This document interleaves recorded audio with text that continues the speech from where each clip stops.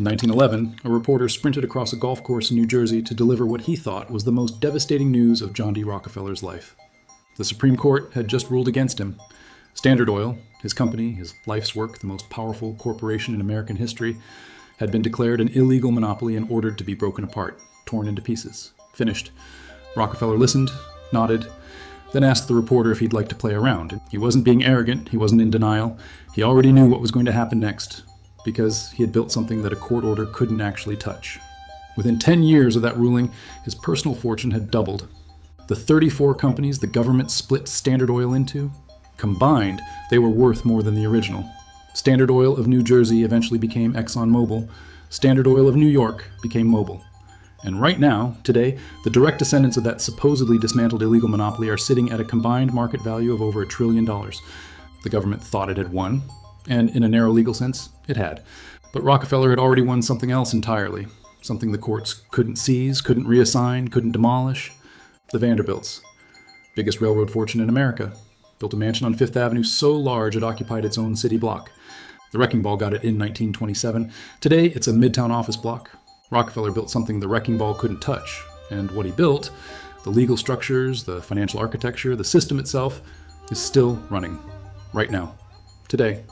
This is a story about 6 men, Rockefeller, Morgan, Carnegie, and 3 others whose names you half remember from a textbook, who understood something nobody else had figured out yet.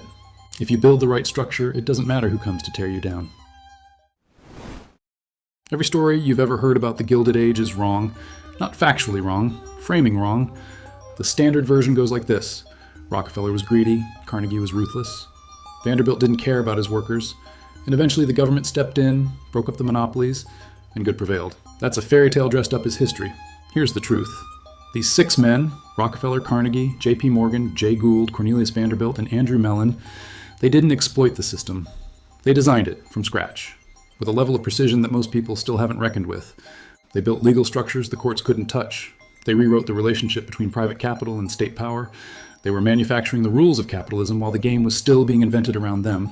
And when the progressive era came along and the government finally pushed back, these men had already embedded their architecture so deep into the foundation of American economic life that dismantling them was like trying to remove the skeleton from a living body. The billionaires of today are not copying the robber barons. They are still operating inside the system the robber barons built. What follows is the autopsy of how that system was constructed.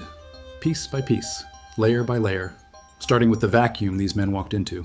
To understand what these men built, you first need to understand what they walked into. April 1865. The Civil War ends. Over 600,000 men are dead. The national debt has gone from $64 million to $2.8 billion. The South is devastated. The federal government is exhausted. And the entire legal architecture of American commerce, antitrust law, income tax, labor protections, financial regulation, none of it exists. Not a word of it. No Sherman Antitrust Act, no income tax, no Federal Reserve, no Securities and Exchange Commission, no minimum wage, no workers' compensation, nothing. What existed was a constitutional framework designed for a nation of farmers and small merchants. What was arriving, right on cue, was the Second Industrial Revolution. Steam, steel, oil, electricity, and the Transcontinental Railroad all hitting at the same time. Most people looked at that moment and saw chaos. These 6 men looked at it and saw something different. They saw a blank page, and they understood that whoever wrote the first rules would set the terms for everyone who came after. John D. Rockefeller did not become the richest man in the history of the world by drilling oil.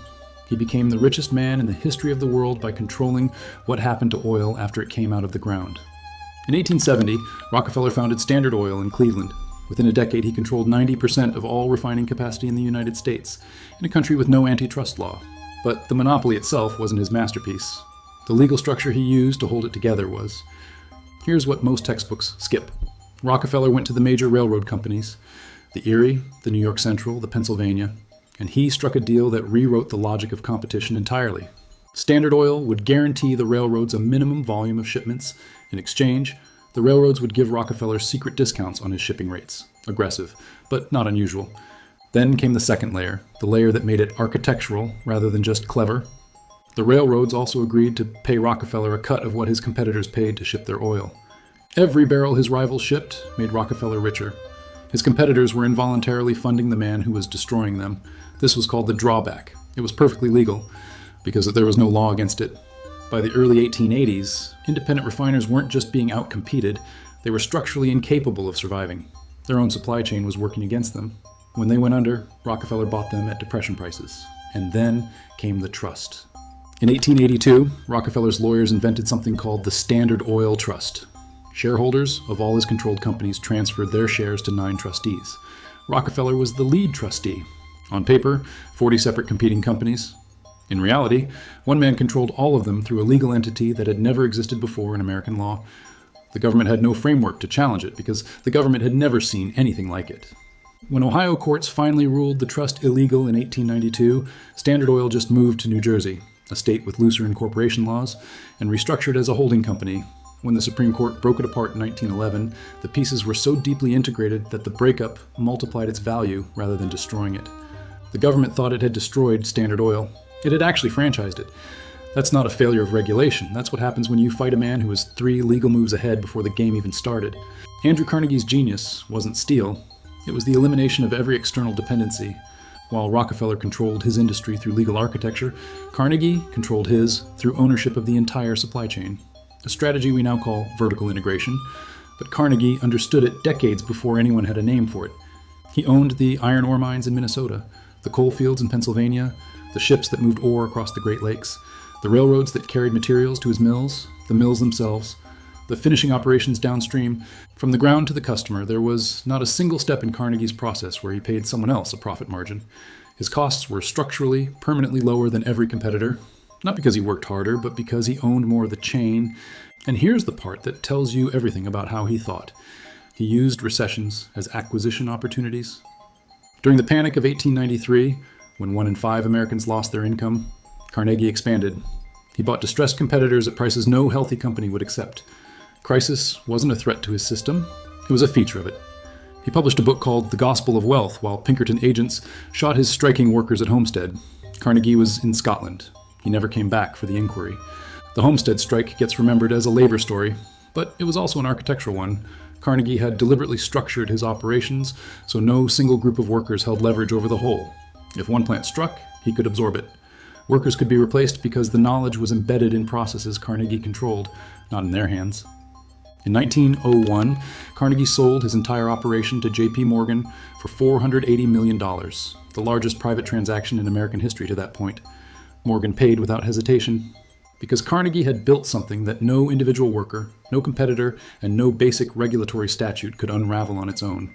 Morgan recognized it immediately. He'd spent his whole career doing the same thing at a different level. If Rockefeller built the legal architecture and Carnegie built the supply chains, J.P. Morgan built the roof that covered everything else. Morgan didn't run industries. He organized them. His insight, maybe the most consequential financial insight of the entire 19th century, was that competition was waste and consolidation was capital efficiency.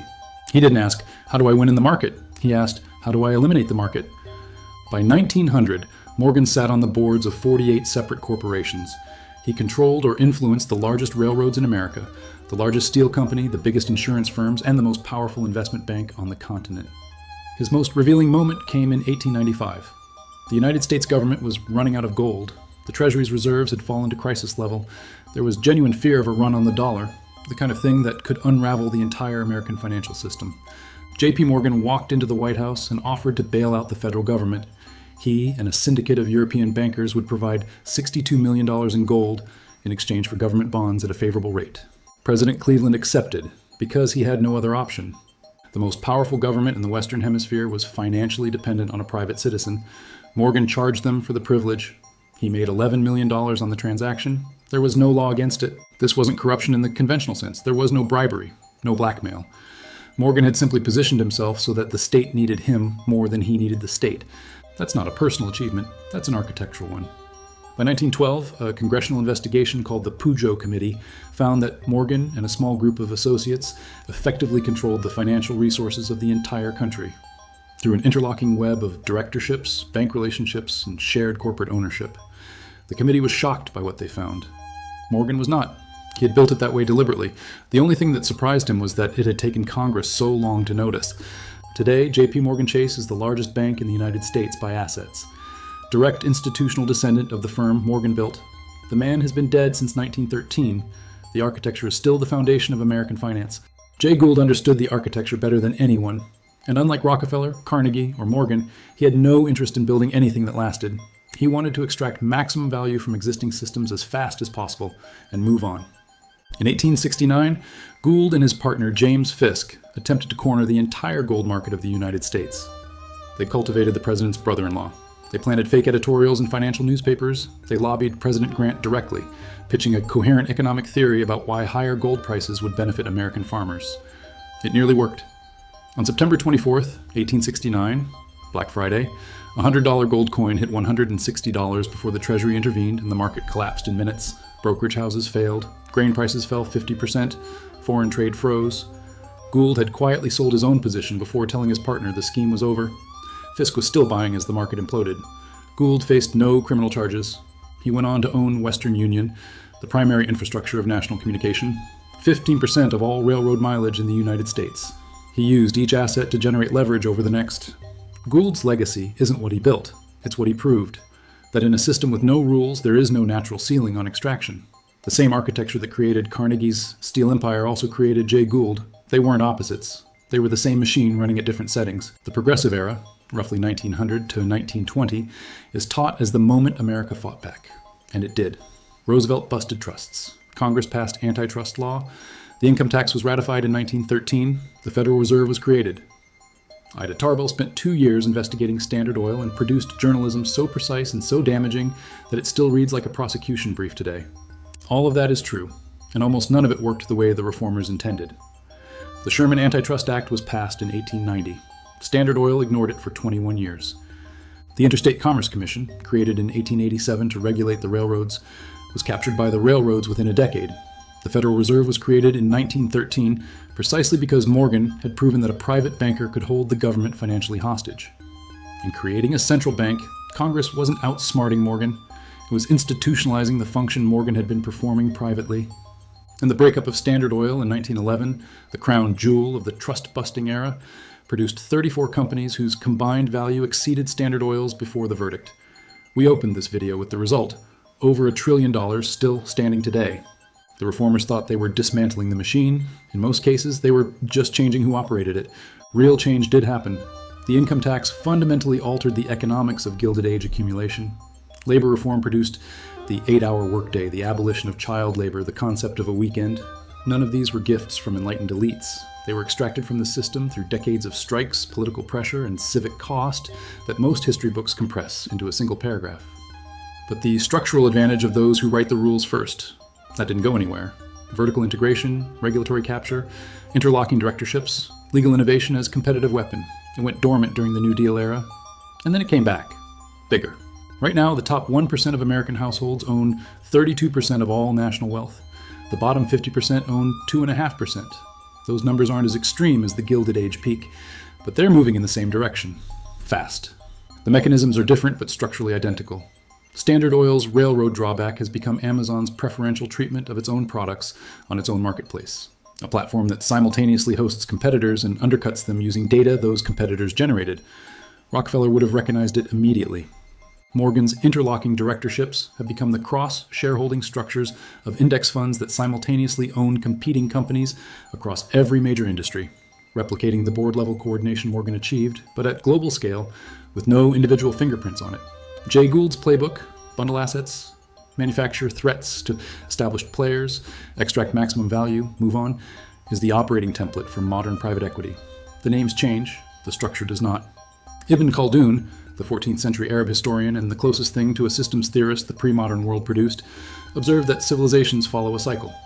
When the merchant class achieves sufficient cohesion, it captures the administrative class. The laws begin to serve capital rather than citizens. The cost of maintaining that arrangement eventually becomes unsustainable. Then the cycle resets.